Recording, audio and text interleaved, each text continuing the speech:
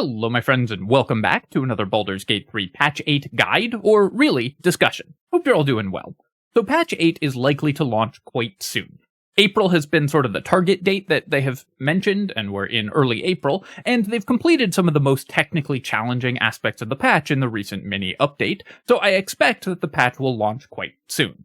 Before they do that, I expect Larian to do one more balance pass in order to ensure that the new subclasses that they're adding are in line with their goals for the game. So, in order to sort of facilitate that, I thought I would talk about the changes that I would make to the new subclasses. Now that I've had a chance to play with them, do some testing, builds, discuss things with the community in general, in the comments here and elsewhere, I feel like we have a really good sense of what's working and what's not in Patch 8 and what needs changes. So I'm going to talk about each of the subclasses, issues that they have and things that might need adjustment, and my personal opinion as to what they should change. Now, obviously, I am not a Larian game designer, so my suggestions will be just that, suggestions, and I want this to be an open community discussion, so I encourage you to leave your own ideas for what should change in the comments below. I'm going to go through each of the subclasses in turn and talk about them in order from, in my opinion, the ones that need the fewest changes, all the way up to the ones that need the most changes, and I'm sure we can all guess which one that is, Drunken Master. And we will talk about exactly what isn't working and what needs to be fixed in order to make these classes fun, interactive, and balanced with the rest of the game. Before I begin, I do want to take a quick moment to say thank you so much to Joshua Lindsay, Marcin Gao, Alistair Plays, and Ethan Owens for becoming channel members. Thank you so much, my friends. I really appreciate the support. Alright, let's talk Patch 8 changes. We're going to start with the Circle of Stars Druid. So what I'm going to do is just go through each of the characters' abilities in the wiki here. That just makes it easy to know exactly what we're talking about, so I'll keep the abilities on screen so that I can mention which ones I think need adjustment. We're starting with Circle of Stars Druid because I'm doing these in order of least changes to most changes that I think the subclass needs, and I think that Circle of Stars Druid needs no changes. I think this subclass is basically perfect as is. It's fun, interactive, it has a lot of different ways to play, it's great both as a single class character and as a multi-class character. There's lots of different interesting things that you can do with Circle of the Stars Druid, and I think it's an excellent and very fun addition to the game. There's like some very, very minor things that I would change about Circle of the Stars, and even then I'm not exactly sure what changes you would make. For example, getting guidance at level 2 can maybe lead to a feels bad moment for players because druids already get access to guidance, so if you forget that they get guidance as part of their subclass, you can take guidance at level 1 and then get the duplicate spell at level 2. But that's just such a very minor thing, and of course it can be solved by planning your build one level ahead. Could be a slight trip up for new players, but especially as a class added later in the game, that's just not going to be an issue. Otherwise, I think that this class's abilities are basically perfect. It is a fun, versatile character. You can use your starry forms. Not switching between starry forms frequently is one of the sort of more negative play patterns that the character can have, but it just lets you specialize into a role. I guess one other thing that I might adjust is making the star maps for Guiding Bolt scale the damage of the three Guiding Bolts so that stays a relevant ability until later. But all of these are just extraordinarily minor quibbles. I think that Star Druid is perfect and basically needs no changes. Next up, Death Cleric. So Death Cleric I think is also very close to being ideal. Death Cleric is a damage-focused cleric that wants to encourage a more sort of melee style and also add damage to Cleric's normal role. And you don't really need to add much to the base class of Cleric in order to be a really effective subclass. Cleric subclasses are measured basically on two things, their domain abilities and their spell list. Death Cleric's spell list is thematic, if not very strong, so I'm pretty happy with it, even though we only get a couple relevant spells. They're still reasonably powerful spells, and some of them work well with our theming. So, like, for example, Blight isn't an amazing spell in general, but works really well with the necrotic damage theme that this class has going on. I think there's really two changes that I would consider to Death Cleric. The first is that they gain martial weapon proficiency, but not heavy armor proficiency. And I think on balance, I would prefer if they also had heavy armor proficiency.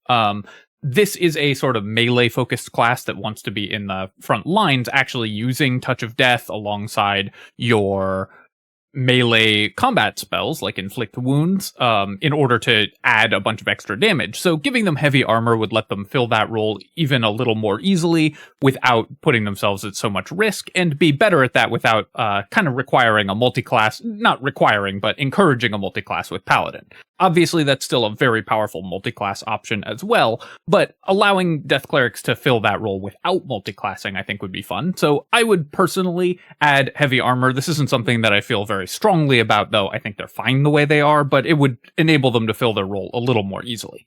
The second one is another very minor change to Divine Strike, and this is a change I would make to all versions of Divine Strike, not just the Death Domain Cleric, and that's the way that the interface works in Baldur's Gate 3 is very awkward. Divine Strike uses the reactions menu. It doesn't actually consume your reaction, the resource, but it uses the reactions menu. And the way that Baldur's Gate 3 works, you can only have one effect trigger from the reactions menu at a time. So when you attack with a weapon, you have to choose between using Divine Strike and using Channel Divinity, because both of them use the reactions menu. This is true even if you set them to always trigger or to automatic use. Divine Strike should just be passive. It should just add an extra d8 to all your weapon attacks or the first weapon attack that you make in a turn, just to prevent that issue, because the way that it works in the game currently is just a little awkward, and for Death Cleric in particular, forces you to choose between two abilities, which is kind of annoying. These two abilities should not conflict and aren't intended to conflict. In tabletop, you can use both of these at once, obviously, because there's no such thing as a reactions menu when you're using your imagination. It's just an interface issue with Baldur's Gate 3 that makes this a problem. So those are the only things I would change. Maybe give them heavy armor and definitely fix Divine Strike so that it doesn't conflict with Channel Divinity, but otherwise Death Cleric, basically perfect.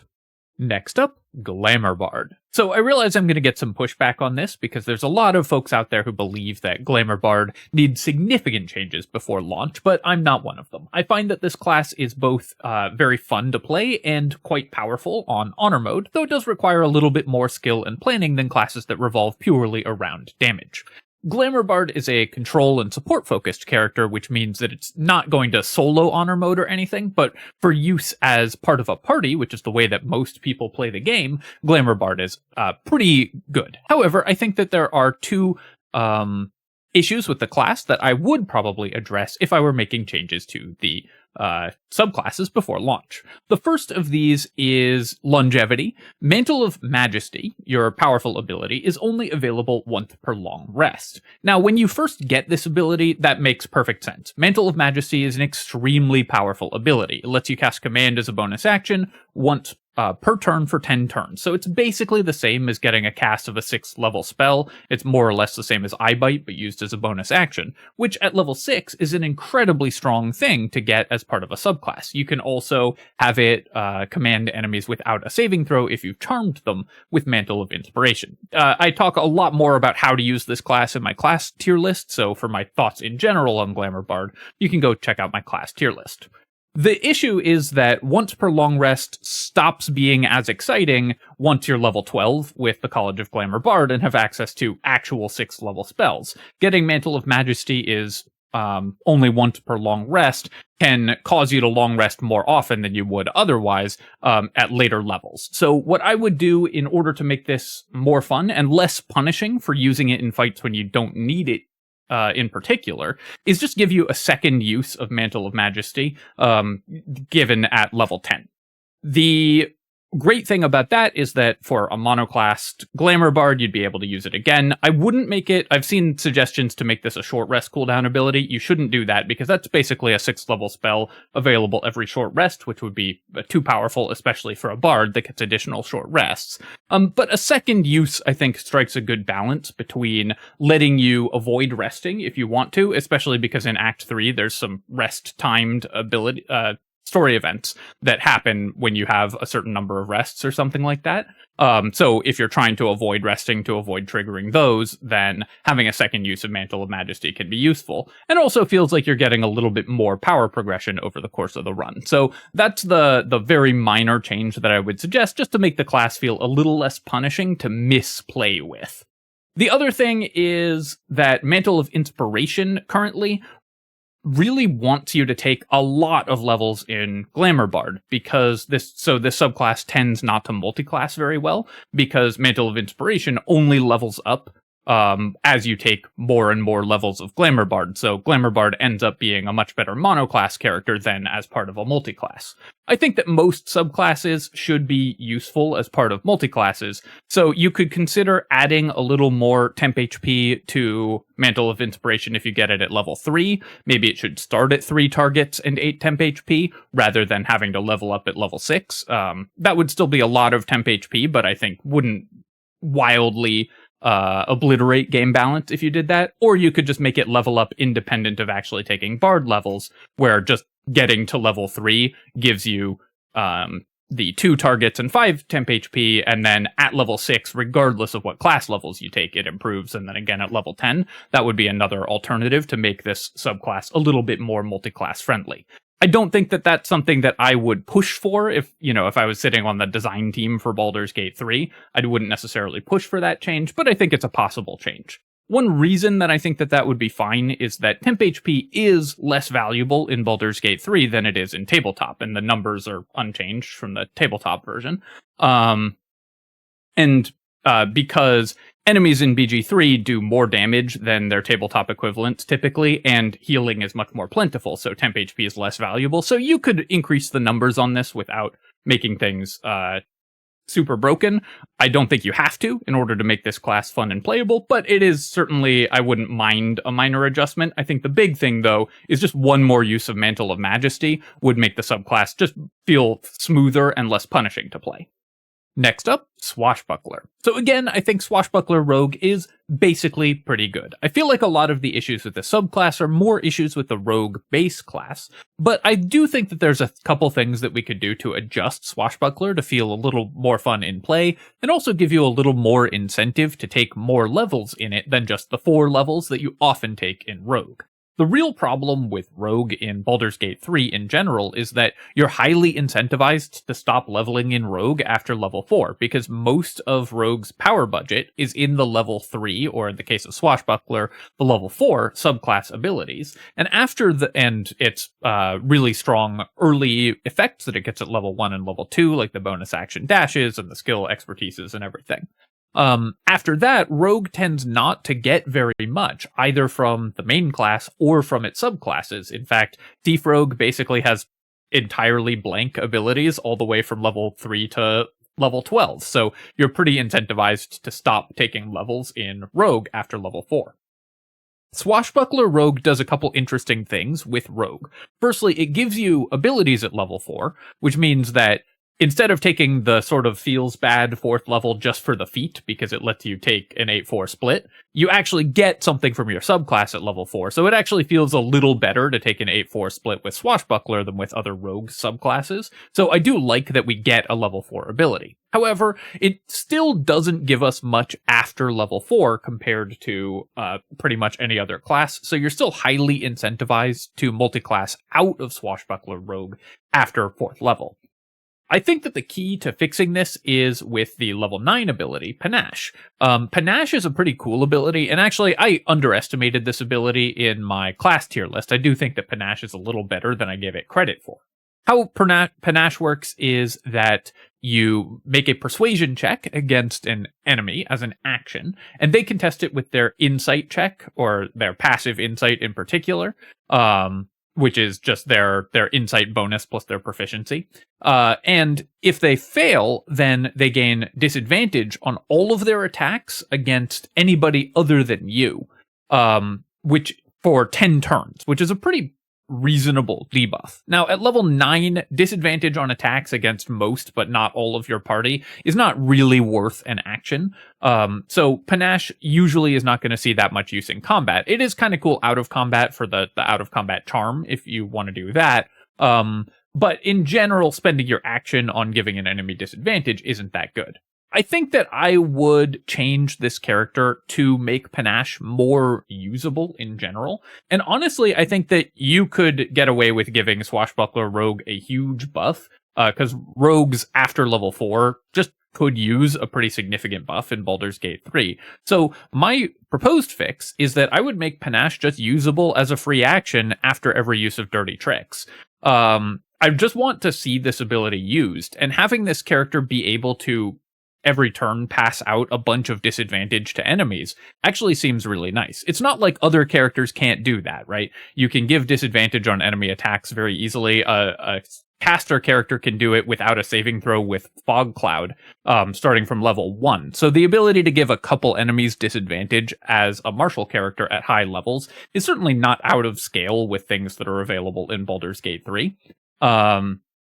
So just having this ability be usable all the time, I think would be really cool. It also fits the Swashbuckler's kind of thing, which is dancing around combat, avoiding opportunity attacks, and making enemies sad by disarming them, blinding them, and giving them disadvantage on all their attacks. And this could let you affect more than one enemy at a time, give you a lot more utility in combat, make your positioning more interesting because you would need to try to get away from the target that you had just panached and stuff. So having this ability actually incentivize you to take more levels in Rogue and use this ability ever, because right now spending an action on it just isn't usually worth your turn, I think would be really cool. So that's a significant buff, but that would be my proposed change for Swashbuckler to make it a more attractive option to take as a monoclass character. Next up, Oath of the Crown Paladins. So again, this is one of the subclasses that I think is basically working the way that they want it to, and a way that I'm very happy with in terms of how it works in the game. But I do think that there is one ability that's a little janky that could really use a tune-up in order to make Oath of the Crown Paladin feel better to play. All of our abilities with Oath of the Crown, I think, are great. Your spell selection is excellent. The level 1 ability is good. Maybe just a little too good as a 1 level or 2 level dip with Paladin. Getting your proficiency bonus to attack rolls is a really powerful ability, so Oath of the Crown is the best 2 level dip class for Paladin now, but I don't think that's unreasonable in particular. But the ability that I do think needs a change is Divine Allegiance.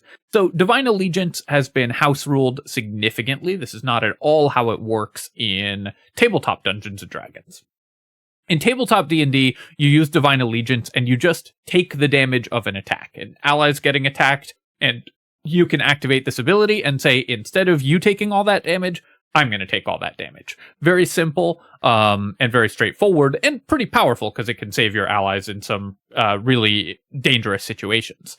In Baldur's Gate 3, they've made this ability a little bit more complex. Instead of just swapping all the damage from an ally to you, you can use your reaction to heal that ally for double your paladin level, and then you take double your paladin level in radiant damage. So when you get this, you heal them for 14 and you take 14.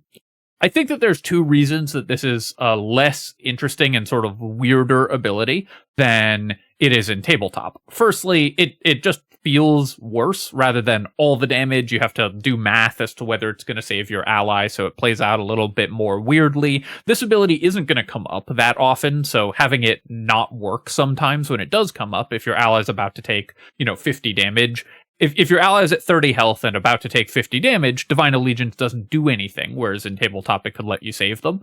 And so I think that that's kind of sad when those moments do come up, because this ability is not going to come up that frequently, and when it does, you want it to work. And secondly, because you actually do radiant damage to yourself with this ability, the way it currently works in Baldur's Gate 3 is you trigger all of the effects that do damage on hit to yourself. Oath of the Crown Paladins are highly incentivized to be using the Radiating Orb gear because they have Spirit Guardians as a known spell. They are Paladins, so they do radiant damage with their smites. So Oath of the Crown Paladins probably have a bunch of on-hit effects that trigger off of doing radiant damage or just doing damage. And doing damage to yourself and then giving yourself a bunch of debuffs like Radiating Orb and Reverberation is terrible.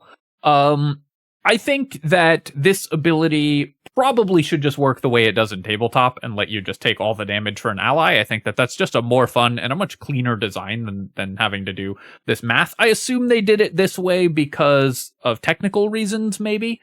They just weren't able to program it to actually work the way that it does in tabletop D&D. But if that's the case and they want to keep this version where you heal an ally and do damage, and there are some interesting things about healing an ally because you can also trigger the on heal buffs, and when you do damage to yourself, you can trigger the luminous armor, which does radiating orbs only to enemies. So you actually get to radiating orb people if you're just using the luminous armor. But in general, if they do want to keep this implementation, they should just make it not trigger on hit effects, because it feels really bad to use this ability and have your paladin give themselves a bunch of radiating orbs. I think it should just work how it does in tabletop and let you take all the damage instead, but failing that, they should just make the radiant damage not do on hits. Arcane Archer. So I think Arcane Archer is 90% there, but this is the first class where I think they actually do need to make a couple changes before it goes live in order to get it into an ideal state. Apparently I can't talk. Arcane Archer has a couple abilities that don't work with other things in the game that you would expect them to. So firstly, all of your arcane arrows can't be used with magical arrows. And with the other magical arrows that exist in the game. I think that this is kind of a miss. Honestly, arcane archers should be using the magical arrows that you can find. Yes, they can imbue arrows with magic, and maybe you could roleplay an arcane archer who's like, well, my arrows are so much better than everyone else's arrows, I'm only going to use mine. But a character whose whole thing is special arrows should be able to use the special arrows, and they should interact with your arrow abilities.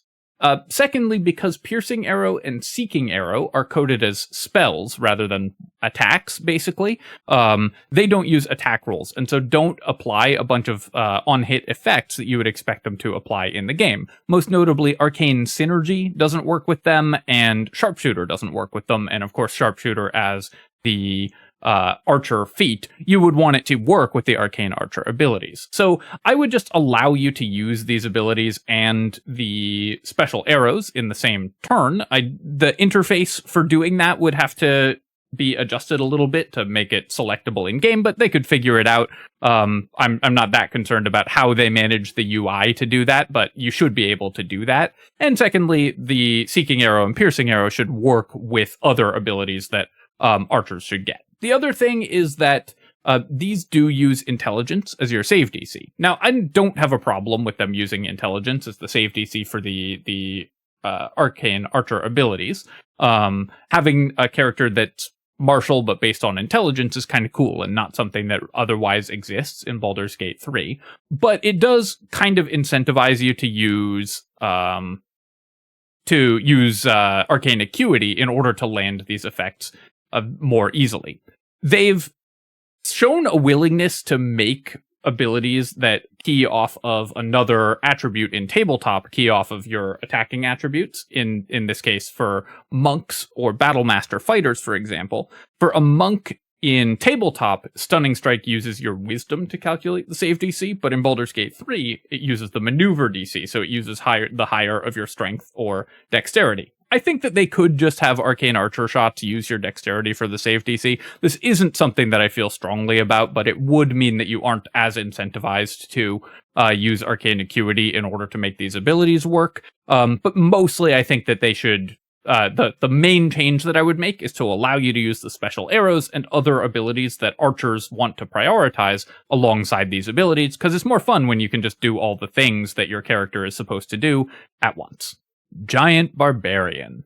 So again, I don't think that Giant Barbarian is in a state where they couldn't launch it, but I do think that there's some changes that you could make to Giant Barbarian, both to sort of reduce the bugginess of this subclass and to make some of the abilities more fun to use, similar to Arcane Archer.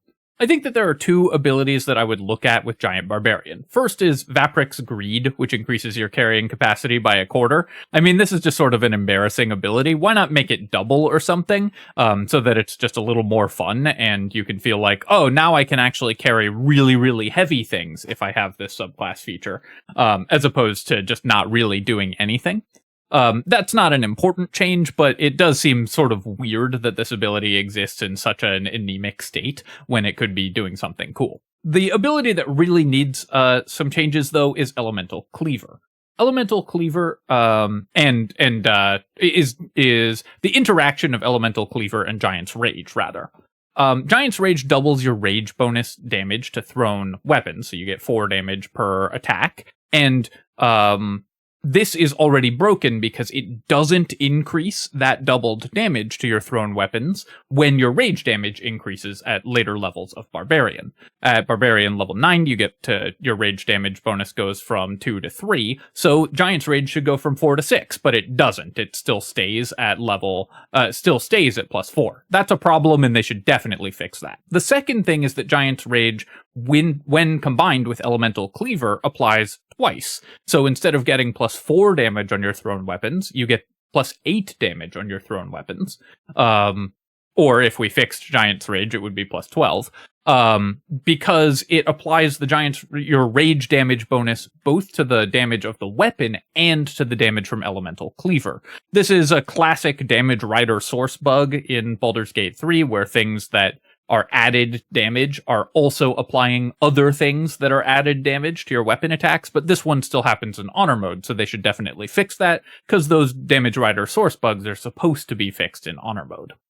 The other thing about Elemental Cleaver is that it seems like it's going to give you a lot of really cool options to use weapons, but in practice, it doesn't really. You get some weapons that have higher base damage, but because weapons in Baldur's Gate 3 don't apply their on-hit effects when thrown, even if they have the thrown weapon property, most of the time you're better off using just the normal, boring throwing weapons that have effects that they apply specifically when you throw them. Things like the Lightning Jabber or Nirolna have specific effects that happen when you throw them.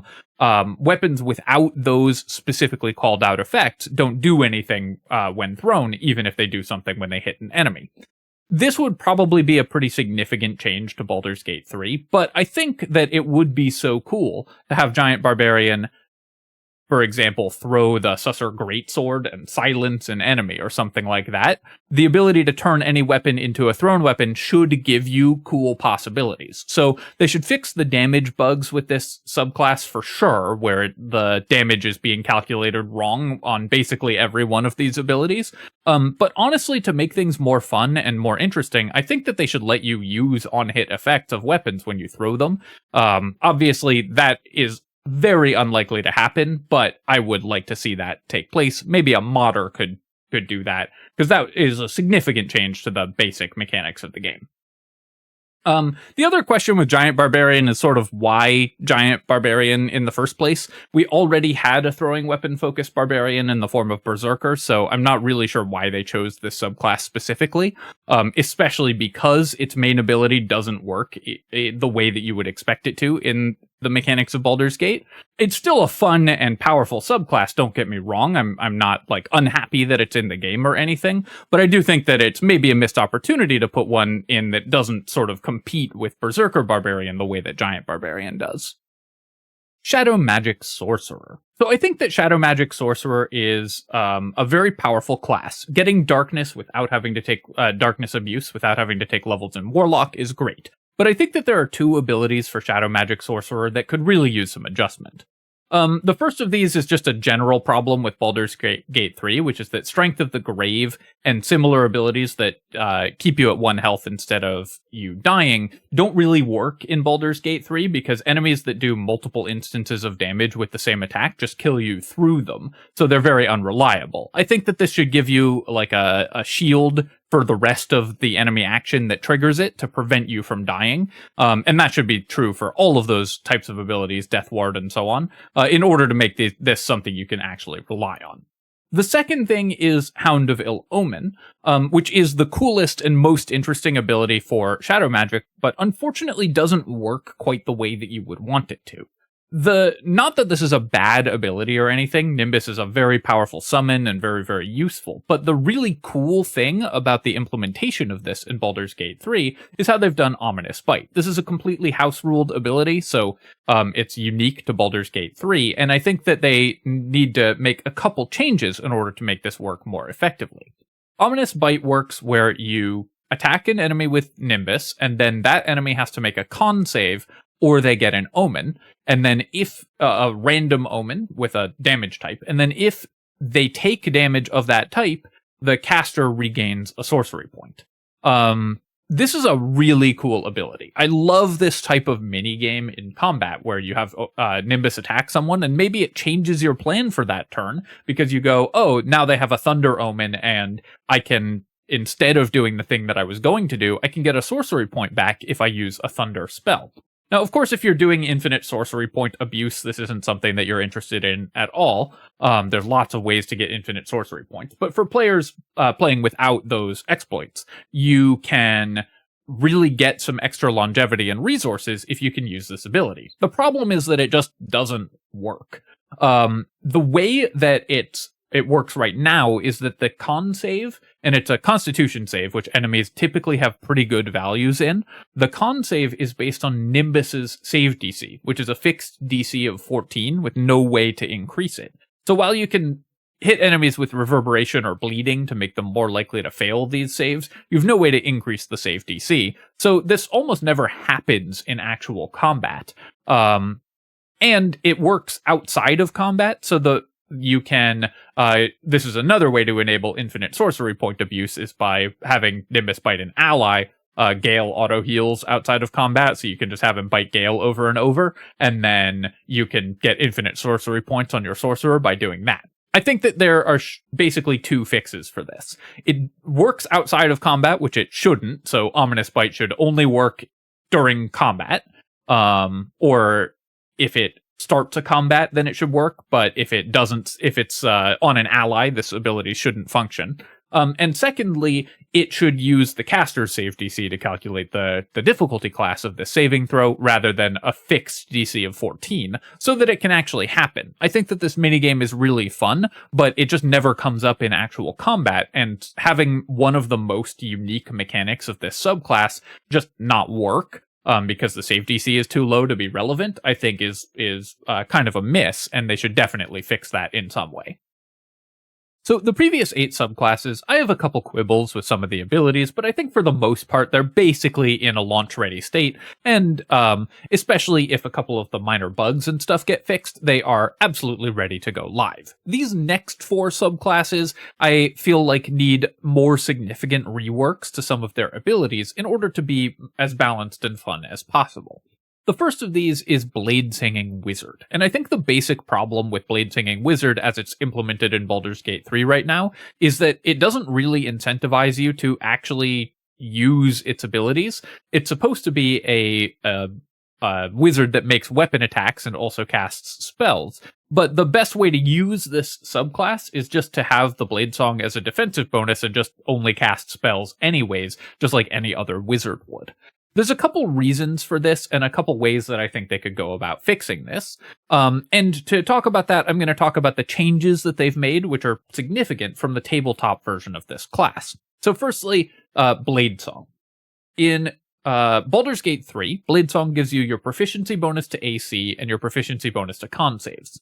In tabletop, these versions are equal to your intelligence bonus, so they're typically quite a bit higher, which means that you are more easily able to maintain concentration on spells and more easily able to not get hit if you're actually up in melee. Having higher armor class and higher con save bonuses in the tabletop version makes Bladesong just a more attractive power and differentiates it more from other characters. The other thing is that because in Baldur's Gate so many races get light armor proficiency and shield proficiency, getting this armor class bonus is just significantly less valuable. A proficiency bonus to your armor class that requires you not to use a shield just leaves you at the same AC as if you just took any other wizard subclass and used a shield. So Bladesong Wizard doesn't Bladesong itself, because they've both reduced the numbers on it and it's competing with higher numbers, higher base numbers, because other characters can just use shields and light armor normally,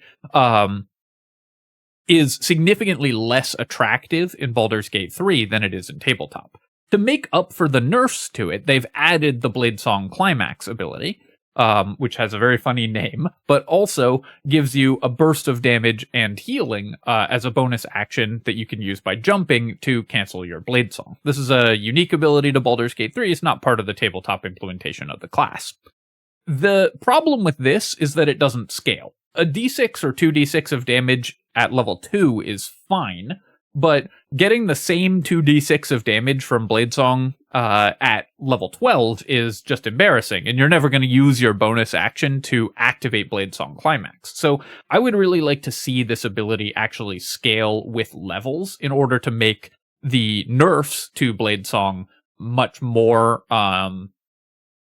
worth it in order to get this ability, which could then be more impactful. If this did a d6 of damage at level 2, but then gained a 2d, if the numbers went up to 2d6 at like level 6 and then 3d6 at level 11, suddenly this is a much more interesting ability that lets you actually build up these charges and have a kind of builder-spender playstyle where you build the charges and then burst enemies down or get a big heal.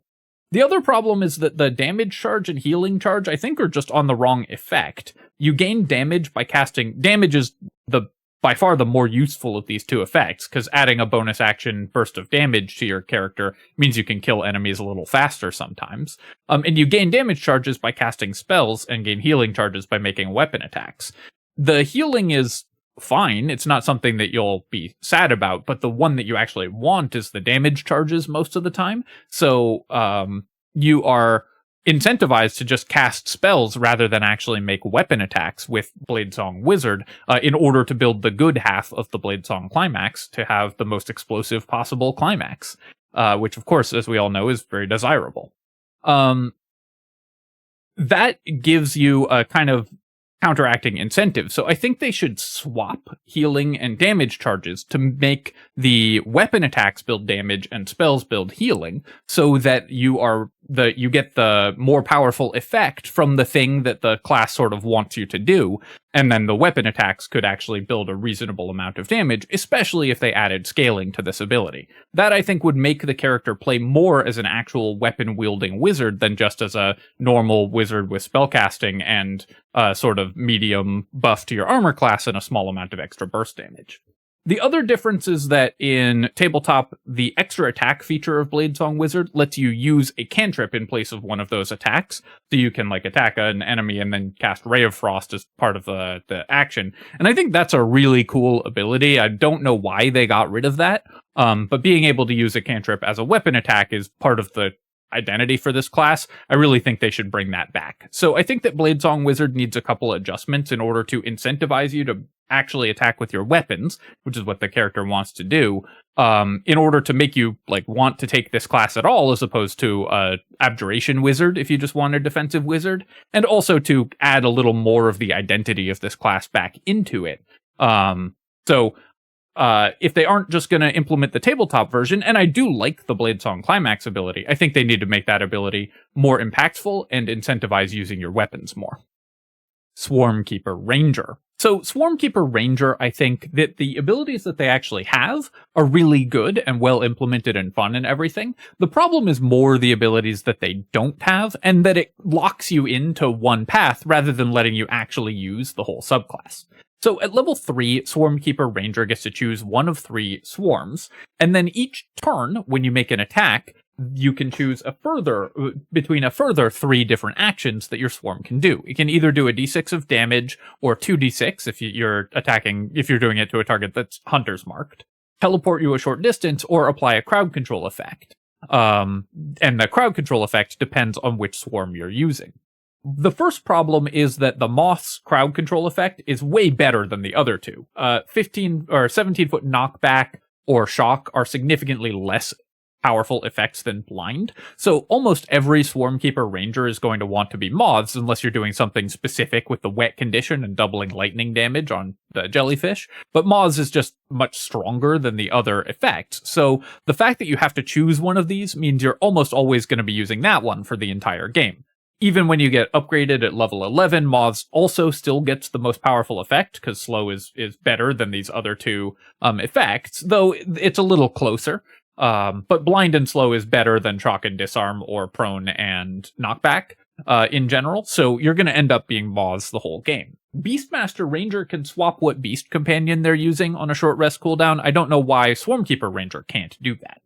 The other problem is that while you get these cool abilities at level 3, and they upgrade at level 11, you pretty much don't get any meaningful abilities in between that. And that's exacerbated by the fact that Ranger as a base class doesn't get significant upgrades during that time either. You get extra attack at level 5, but mostly you're getting very minor boosts to your character, so your character is exactly as strong at level 10 as they were at level 5. Now, level 11's a pretty big upgrade, but 5 dead levels is a pretty long time to feel bad about not really getting anything for your character, and one of those upgrades is just extra attack, which any martial class gets, so it's sort of 7 dead levels, where you're not getting any significant upgrades that aren't available to pretty much any martial class from your class or subclass, if you're a Swarmkeeper Ranger. I think that they need just one more cool ability somewhere in this level progression. Either adapting one of these existing abilities, Writhing Tide, usable at will, would be pretty interesting, or as a free action fly instead of a bonus action fly. That could be a much more interesting ability. Or something along those lines that just gave you a reason to stay in Swarmkeeper Ranger after you first get its abilities at level 3 and before you get the bonus upgrade at level 11.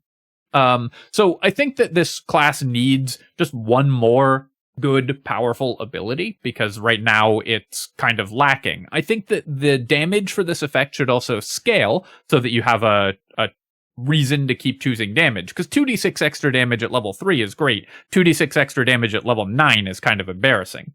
The other problem is that you upgrade the damage at level 11 when you upgrade the Mighty Swarm ability, but it just goes from a d6 to a d8, which is pathetic. I mean, why even bother? And the extra damage that you get from Hunter's Mark doesn't even upgrade. So it goes from 2d6 to 1d8 plus 1d6, not even 2d8, but at least give them like an extra d6 or something. Make the damage relevant at these later levels when enemies have hundreds of hit points.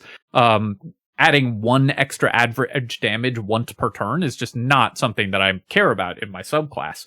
So I really would like to see the damage scale probably just over the course of these levels. Like, you could get it at level 5, and at level 9 you could get extra damage on these effects, increasing the die size and eventually capping out at like 3d6 extra damage or something, so that it's a little more in line with the extra damage that the other Ranger subclasses get, and add just one more cool thing for this subclass to get over the course of the levels. So scaling the abilities, making it so you can change between them so that you can actually use the different effects when they're good, rather than just stick on moths all the time because it's the best one. And adding one more incentive to take this subclass, I think, would help a lot, which is why I think this one needs a slightly more significant rework than the other classes, because it's missing a lot to make me want to take it other than as like a 3 or 5 level dip. The Hexblade. So I honestly am not really sure where to start or what I should suggest for Hexblade, because the problem with Hexblade isn't really the class itself, although there's a lot of problematic aspects of this class itself, mostly being just wildly overpowered. The problem is that it was the wrong subclass to choose for Baldur's Gate 3.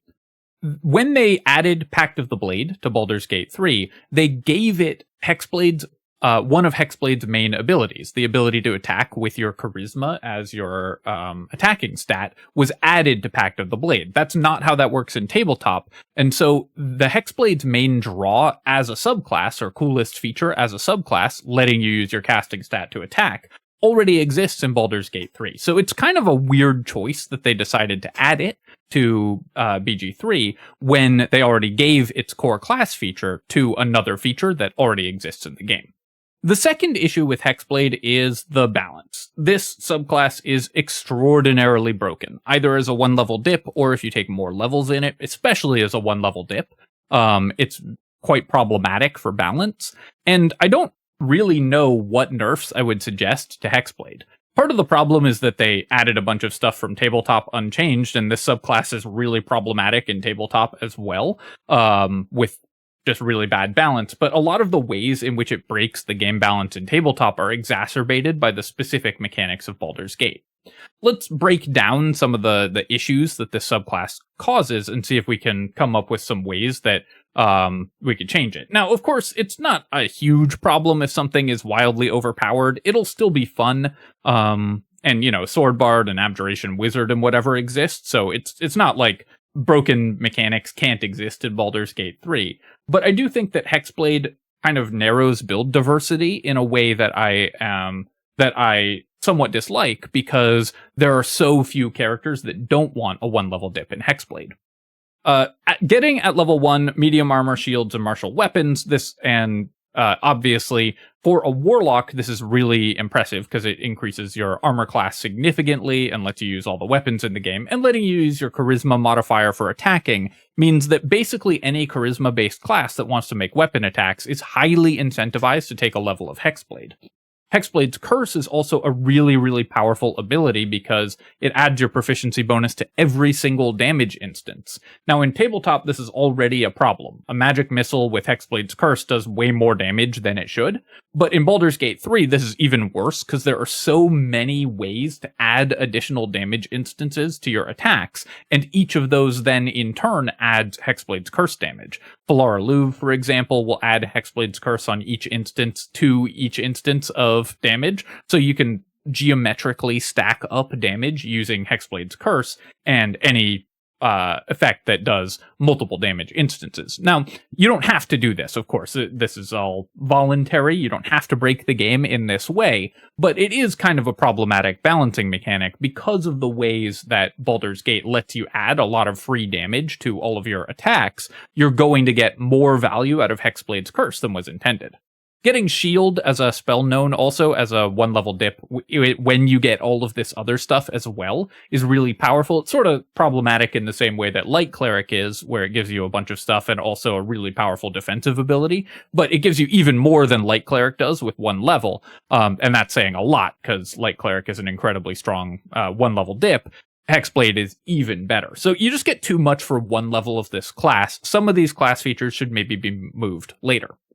The other problem is, and this is more conceptual, because you don't get extra attack as part of your hexed weapon, you're required, if you want to use weapon attacks with this subclass, to take Pact of the Blade, which is redundant because they gave Hexblade's ability to Pact of the Blade. I don't like that this Warlock subclass requires you to take a specific pact. One of the cool things about Warlock is that you get to basically choose 2 different subclasses. So there are 9 or I guess 12 possibilities for Warlock combinations. When you have 4 Warlock subclasses and 3 pacts, you can have up to 12 different characters with different combinations, and that's cool.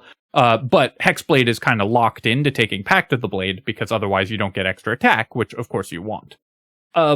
So I don't know if they should just add extra attack into Hexblade's base abilities or what, but I don't like how strong the 1-level dip is, and I don't like how much it requires you to take a specific pact if you want to keep leveling up in Hexblade. The other issue, of course, is that it's a better cast, even if you don't take Hexblade, even if you don't take Pact of the Blade, it's a better caster warlock than the casting-focused warlocks, not because of anything conceptual, but just because it's so ridiculously strong. Just getting medium armor, shields, the shield spell, and Hexblade's Curse makes you an insanely strong casting-focused warlock, even if you take Pact of the Blade. So you're just a better caster than the caster warlocks and a better weapon user than the weapon users. Just too much stuff for one character to give you. Then you keep getting more cool abilities and some of the best like spell access and everything as you level up. Armor of Hexes is another great defensive ability and everything. So there's a lot of just too much stuff that happens with Hexblade. This is one where I don't really have a fix. I think that the main thing is just that as players, we're going to have to find interesting builds that don't involve Hexblade, even though it's going to make pretty much every build that involves it stronger. And I don't like it when one option is so much better than all the other options that it sort of feels like it invalidates them. Hexblade currently has that problem. I'm open to suggestions from the comments as to what you would change to make it still strong conceptually and fun as like a spellcaster weapon warlock hybrid, but without overpowering the rest of the options in the game. And finally, Drunken Master Monk. Now, All of these others, I've had some criticisms of the other 11 subclasses, and 3 of them I think do need some reworks. But honestly, if they launch the game in the current state, or launch the patch in the current state with all of those subclasses unchanged, I'll be pretty happy. Way of the Drunken Master Monk, though, I think is a big miss in its current state and really does need a complete rework from the ground up in order to be fun and playable even a little bit. The problem with Hexblade was that it gave you too much. The problem with Drunken Master is that it has no abilities. This subclass has basically no abilities with actual text at all the way through the levels. So you end up with a subclass that does pretty much nothing. I'm going to break down kind of the problems with this class, and then I'll talk about some things that I would fix about it. So firstly, Cheeky Tipple. You're immune to the negative effects of being drunk. Once per day when you drink alcohol, you regain half your key points rounded down. This seems, at first glance, like a pretty straightforward ability with that. It's like, how could this ability have problems? It already has problems. This stops you from drinking other alcohol, which for a Drunken Master Monk is a significant part of role-playing. You can't drink booze until you've spent half your key points. Otherwise, you waste the Cheeky Tipple ability. So this already is kind of a self-defeating thing for the idea of a character that wants to drink frequently. And if you want to use the gear that triggers off of being drunk, you can't because Cheeky Tipple interferes with that. Drunken Performance, giving you proficiency in performance. This is the only ability in the subclass that has no problems. Actually, Drunken Technique is fine as well. A bonus action and a key point that gives you extra movement and disengage. That's actually not a bad ability and fairly interesting. This is the ability that I would build around if I was sort of redoing this character, making it a more hit and run style monk, where you want to like hit enemies and then run away, which is a play pattern that Monk has already, and Drunken Master is good at it. At level 4, you get Intoxicating Strike, where you spend a key point and hit a creature and get them drunk. The problem is that the drunk condition doesn't do anything. It gives you disadvantage on Dex and Charisma checks, and that's checks, not saving throws. So basically, only for shoving dexterity-based enemies does drunk do anything at all. So an extremely, extremely niche effect. Otherwise, you're basically just spending a key point to do absolutely nothing. When you get this ability, it just reads, lose a key point.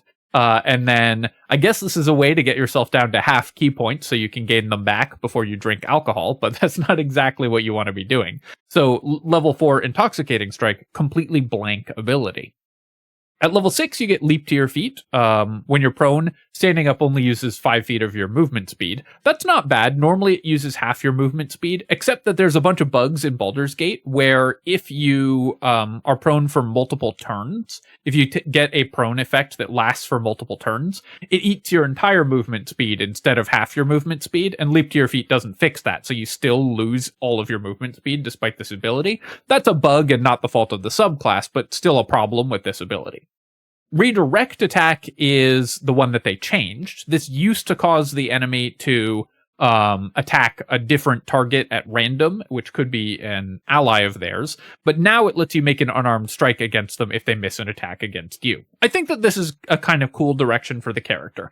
Having it be a more sort of evasive monk, where you're trying to build up armor class and use disengage to prevent yourself from being attacked, and then you can punch back if an enemy misses you, is kind of the right idea, but redirect attack as it currently stands conflicts pretty heavily with Drunken Technique. If you use your unique flurry, then you can't trigger an attack of opportunity from an enemy because you have disengage, and so then you won't be able to trigger redirect attack on purpose if you've used Drunken Technique. Now, the answer to this is just not do that, but having two abilities that just are more anti-synergy feels, again, pretty bad.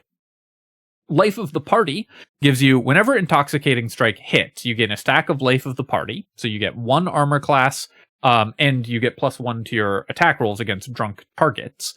This ability can stack infinitely, so as long as you keep hitting with Intoxicating Strike, you keep getting more AC and more attack rolls, but goes away at the end of combat or if you're attacked. Not if you are hit, but if you're attacked, so again, does not synergize with redirect attack. Enemy attacks you, which you want to trigger for redirect attack, you lose life of the party, which you've been trying to build up. So if you like force an attack of opportunity to get the extra damage, you lose this ability. This does have the effect of making Intoxicating Strike do something, but it's still a problem that Intoxicating Strike is a blank ability for 3 levels.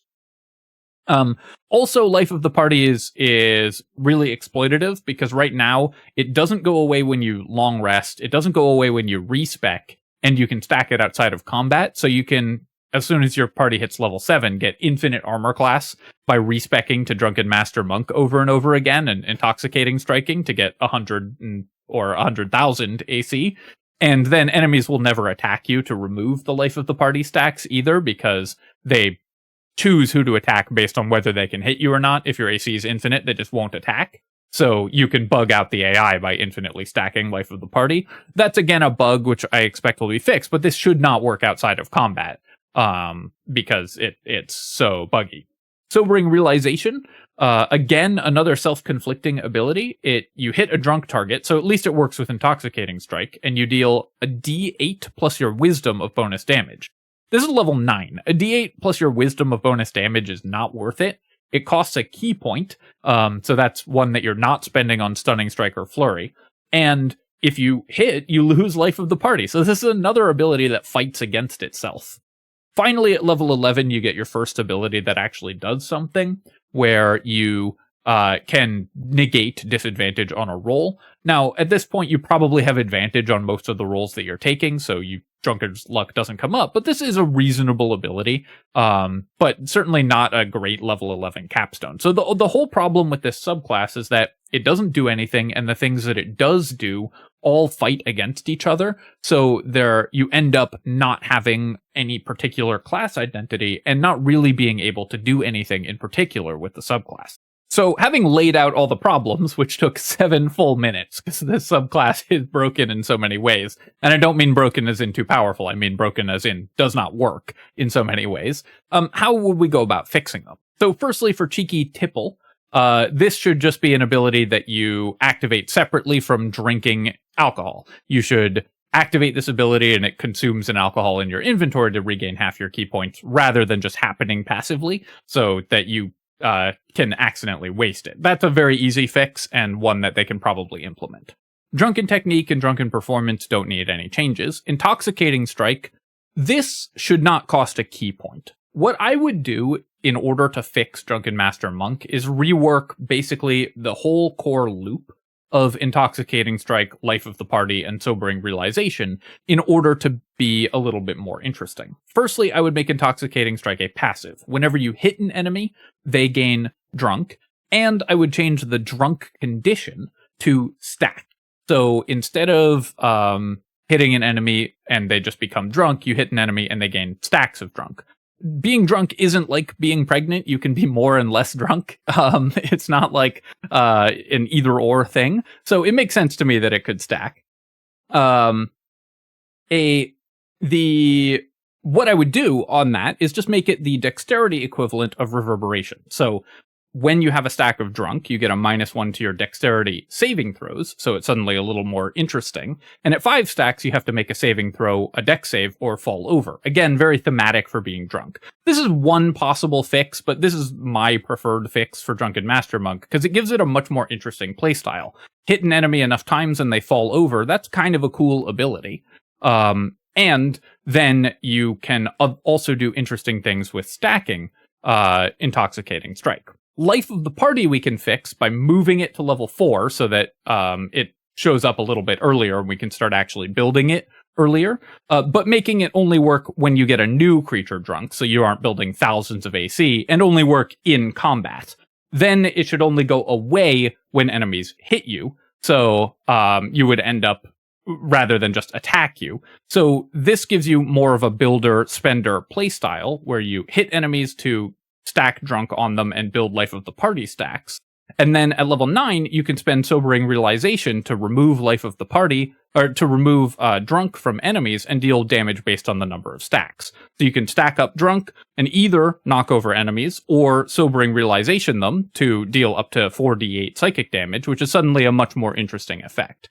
So basically, those are the changes I would make. Turn drunk into dexterity-based reverberation, make Intoxicating Strike passive, make life of the party only go away when you're actually hit, not when you're attacked, and only work in combat, and make sobering realization based on the number of drunk stacks. That's a significant number of changes to make this character functional, but I think that that is the cleanest way to do what they're actually going for. An alternative option is to work with redirect attack more, and make it more of a retaliation strike character, and let you do like flurries on the retaliate with redirect attack so that you have drunken technique, and maybe add intoxicating strike to redirect attack as a reaction so you can get enemies drunk when you hit them back, that kind of thing. There's a bunch of different ways we could fix this, but this whole subclass needs a complete rework, and I think it starts by making drunk a more interesting condition and one that actually impacts the game in any way.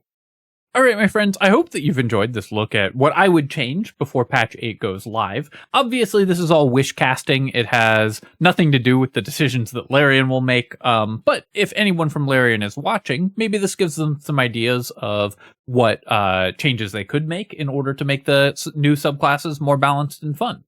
As always, I'm really interested in hearing your thoughts, so if there are changes that you think would be good, if you disagree with any of my proposed changes, remember, of course, this is just spitballing. We're just having fun here and seeing what I think would be more interesting, but if you disagree with any of those, let me know, and if there's anything that you think would be cool or fun to change about a subclass in order to make it a little bit more in line with the balance and mechanics of Baldur's Gate 3, definitely let me know in the comments down below. As always, of course, if you have enjoyed the video, feel free to leave a comment and hit like. Helps me out with the algorithm, so I appreciate you taking the time to do that. And you can subscribe to my channel for more Baldur's Gate 3 analysis and other strategy game content.